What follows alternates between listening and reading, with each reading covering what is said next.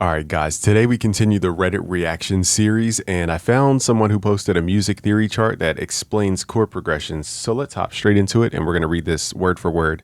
This is in the music theory Reddit subreddit. This one is by Singular with at, and this one's titled, I made a chord progression flowchart. This is way overly complex, but I had this idea, and this is the result of that. Obviously, this doesn't cover every possible permutation, but I tried to get the big ones in there. To use it, just pick a letter like A, B, C. So here's the chart. And basically you have to pick a letter and follow the line. So we're starting at gray, which is the one, the tonic. And we have to follow these lines. Now, at first I followed the letter, the green line, but apparently you follow the gray line. Okay, so this one goes to the 4.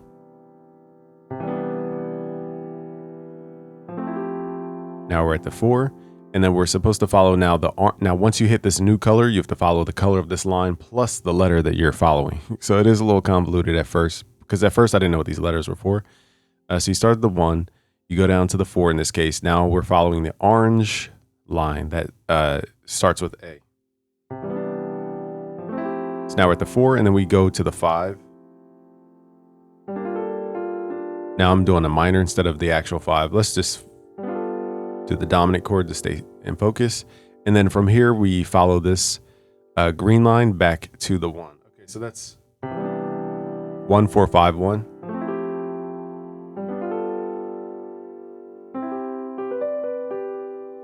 Okay, kind of basic chord progression, but again, we'll see how far this goes.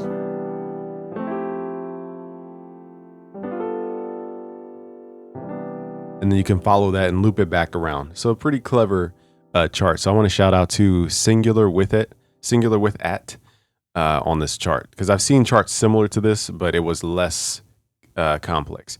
Okay, so let's keep reading his or their description here. It says, to use it, just pick a letter like A, B, or C. Follow the arrows labeled with that letter. Color does matter. Each chord has its own color, and the letters follow those colored paths to another chord. For example, the letter A starts at the tonic, or the 1, which is gray. Follow the gray arrow labeled A to the 4, which is orange. So in this case, you start here at gray, move to the orange one. So my question is, can we start anywhere? Let's see. And then follow the orange arrow labeled A to the 5th, which is green. Okay, finally. Okay, so we explained that. That gives you the full 1, 4, 5, 1 chord progression. I also included substitutions branching off from some chords. Okay, so they're basically describing how they came up with this. Now my question is, can we start anywhere? Let's start at the 2 in this case. Here's a D minor 9. And now I guess we just follow any letter we choose. So let's follow the S and go to the 3.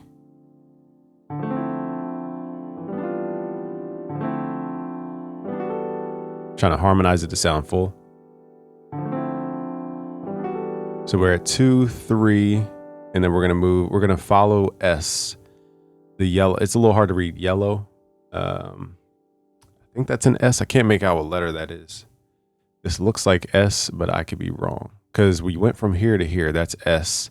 And then we need to follow the yellow S. I don't see any other place where S would be.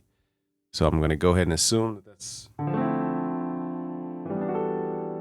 where we're going. And then we're going to the diminished 7th.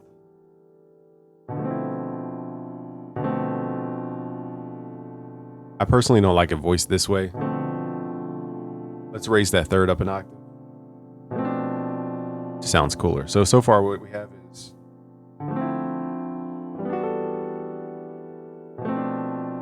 and then from here we got to find where the cyan colored S would be. I don't see where did S disappear? Okay, so some of this is not clear. I guess we lost the S. I don't see S anywhere else on this chart. So instead of that, let's follow the T. Maybe that's what we need to do. Okay, let's do 2. So we tried that path. Maybe I misread that. So this is 2. Here's the 3, the minor 3rd. And then we're following T. So we go from 2. So now we need to look for a yellow T. That leads us to the 4 chord, or excuse me, the 6 chord. Which makes sense because E to A is a perfect 5th. Okay, so we're at the 6th here, which is we're playing the chord A minor 11th. And man, okay, let's start back over. So we're at purple 2. Okay, sounds cool. Now we're moving to the 3rd. We're following the letter T, and then we're going to the 6th here. And then now we need to find T, and it leads back to the 2. So it makes sense because we're using perfect fifths. So we're basically just playing fifths.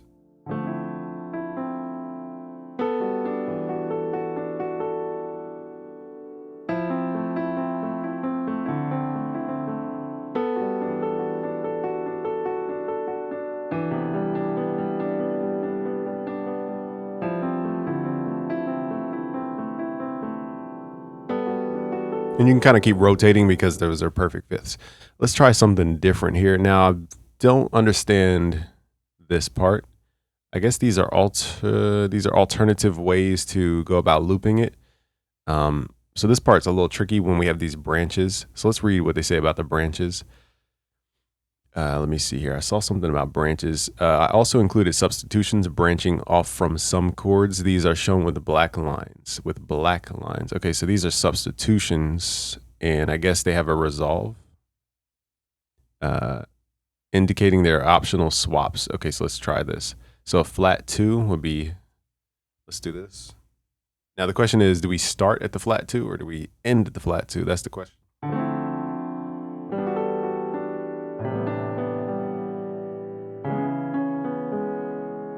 Sounds pretty cool.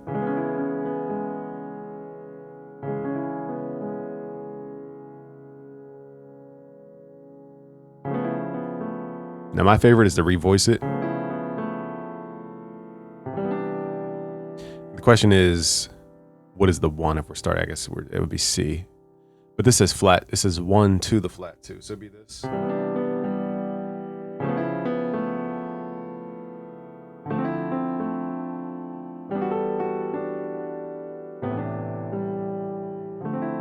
I mean, it makes sense so far if I'm reading this right.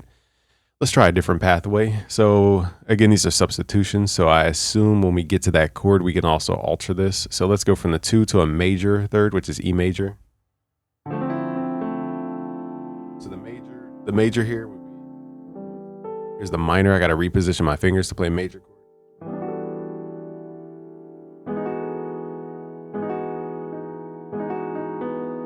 Got to get used to this chord.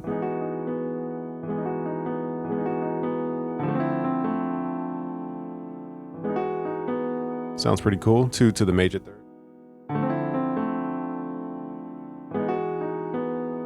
Pretty cool substitution. Then we go to the, what is that, the 4? And then I can't tell if it goes back to the tonic. I guess not.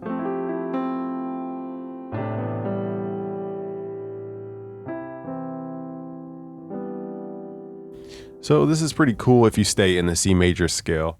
Let's try one more path here. So the last path I just played was the minor 2nd, the minor chord from the 2nd scale degree. Then we're going to the major 3rd.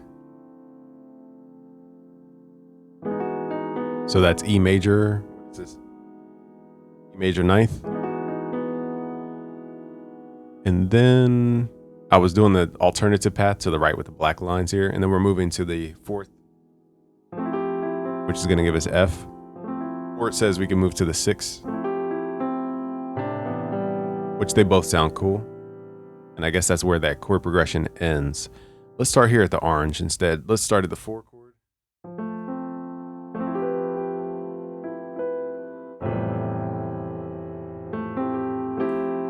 Okay, so here we're at the 4th scale degree, and now we need to figure out which direction we're going to head. So let's do the B. Okay, so a lowercase B here. So let's see here. I guess that just ends. Because where does the lowercase... Oh, no, I'm wrong. Okay, so here we are at 4. F major. We're going to go to D minor. And then we're going to follow this lowercase b over to the 5 chord.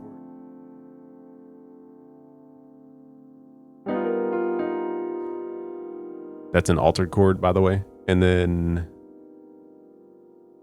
It's a little tricky trying to figure out where else, and then it goes back to the 1. All right, so I move kind of slow. Let's do it faster. So here's F major,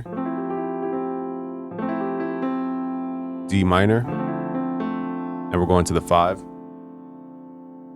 And then we go back to the 1 chord. Okay, so that one, 4-2-5-1 basically. Okay, so basically it's just it's a 2-5-1 with just the 4 chord at the start. Let's try starting at red here, which is the 6th, which is A. And let's choose a capital M. Let's go to the 5 chord. Let me first read it before I just... Okay, so here we're at 6. Actually, it says, yeah, minor 6. Then we're going to go over to the 5th. And we're following the M path. So it's kind of tricky where... I'm looking for... Okay, so here's the M path. That goes to 4. And then... that goes back to the 1. Okay.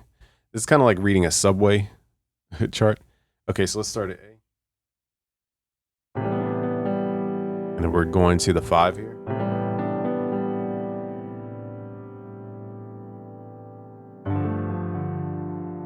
And then we're moving to, man, I forgot the letter. We were following this fast. Let me write this down. Okay, so we have the 6. We're moving to the 5. We're following capital M.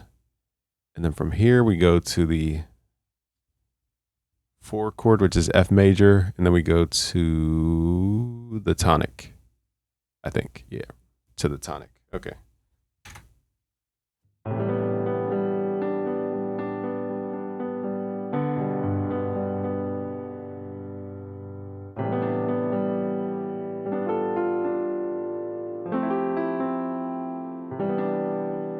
Pretty cool sound. I probably revoice this. I'm not going to revoice it now because it would take too much thinking, but here we have A minor. We have a diminished chord here. Personally, I like to revoice diminished chords. We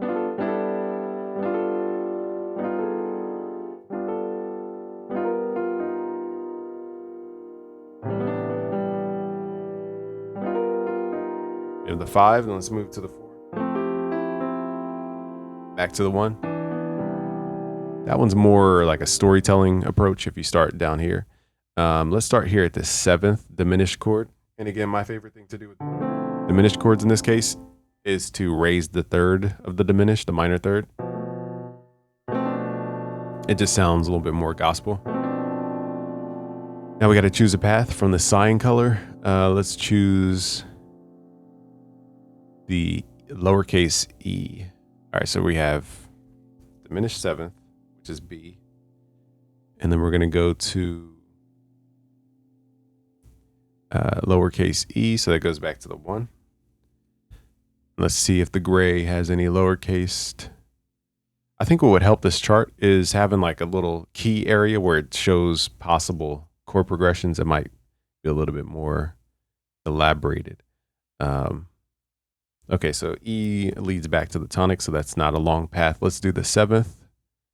Z, okay, let's do that to the 1, and then we're going to follow this gray line over to the 2. And then where does Z go from here? And then Z goes to the 7 again. So I think it repeats. Okay, let's try this. So according to this progression, it repeats. So you have the 7th.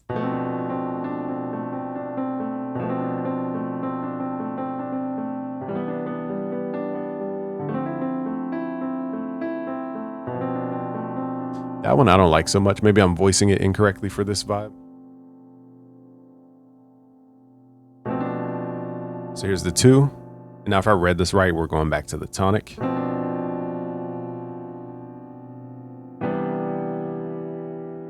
That's a cool sound.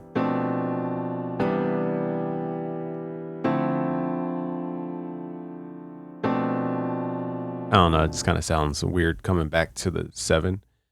Maybe I'm doing this wrong again. Let's try the flat major 7 in this case. Or the flat, yeah, major 7. Okay, so flat.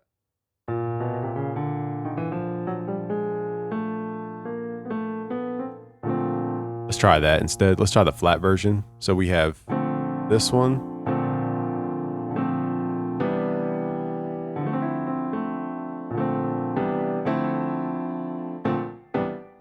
That sounds more proper. I played that progression many times. So that works. All right, so I think we tried all of these starting points. Maybe I missed one. I don't know if we started at the third. Let's try this one. So here we're at E minor 11th. You guys probably can't see because it's very bright. We're going to follow the C path. So we have third, which is E. We're going to follow C over to the sixth, which is the fifth of E, which is A. And then from here, man, okay. So C then goes to the 2. So far we have E, A. Basically, E is the fifth of A, and then A is the fifth of D. So we're just going down a fifth so far. So we have the third, the fourth, sixth, the second, and then I forgot what letter we were following. Was it T? Yeah, okay. So T, capital T, and then that leads back to the third. So basically, it's just a circle of fifths circling.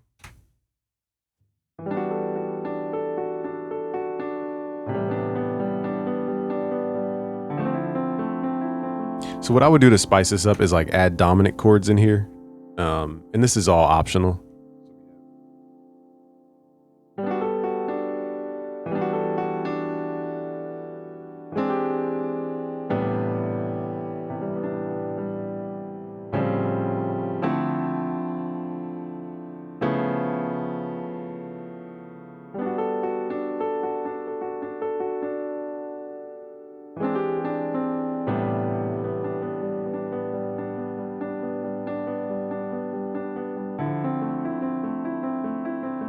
And then back to E.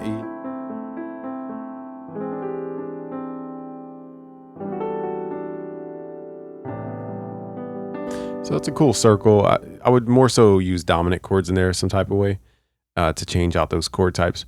So this is a cool chord chart. I mean, especially getting used to Roman numeral scale degrees. This is cool because it helps you simplify scale degrees and Roman numeral nomenclature to where it's actually easy to call out the third and the fourth without overly thinking about where's the fourth, where's the fifth.